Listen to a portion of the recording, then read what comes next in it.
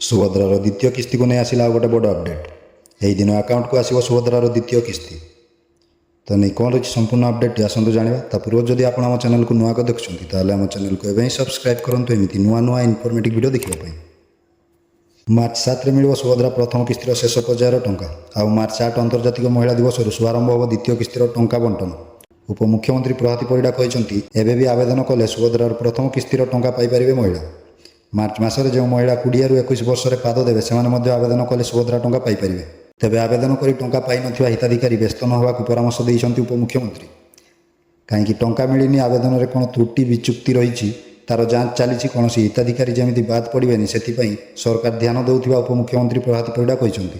राज्य में समस्त योग्य हिताधिकारी पाइबे सुभद्रा टंका कौन हिताधिकारी सुभद्रा योजन बाद पड़े नहीं। आसंता वर्ष मार्च 7 तारिख जाए सुभद्रा प्रथम किस्तिर शेष पर्याय टंका दिज्व। तेणु जो मैंने आवेदन करना से भितर आवेदन करेंगे उपमुख्यमंत्री।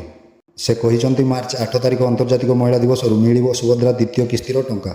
जो मानकर आधार कार्ड सह राशन कार्ड लिंक होती बैंक अकाउंट सह लिंक होती से सुभद्रा किस्ती सहजरे पाइपर। तेणु KYC अपडेट करने को बैंक में भिड न लगाइबा उपमुख्यमंत्री प्रभाती परिडा अनुरोध कर। बर्तमान सुधा 1 कोटी 4 लाख हिताधिकारी आवेदन कर सारी से 80,44,000 हिताधिकारी टंका पाई सारी। मार्च 7 जाए प्रथम किस्ती टंका दि जाउथिबारु एबे भी आवेदन कले फेब्रुआरी रे जांच होई प्रथम किस्ती टंका मिल पारिबो। आवेदनकारी मध्य 2,67,000 महिला टंका पाई नांती। ए संपर्क में उपमुख्यमंत्री प्रभाती परिडा कहते जे 22% फर्मर भेरिफिकेशन सरी जो डॉक्यूमेंट जनित त्रुटि थिबा देखा मिली सेगुड़िकर सत्यता जांच पाई फिजिकल भेरिफिकेशन करापर जाई बाद पड़ता महिला खाता को टंका पठाଯିବ।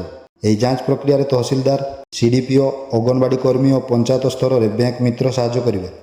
मालकानगिरी जिला बंटाघाटी में 1711 महिला मध्य मात्र 572 जन सुभद्रा टंका पाई।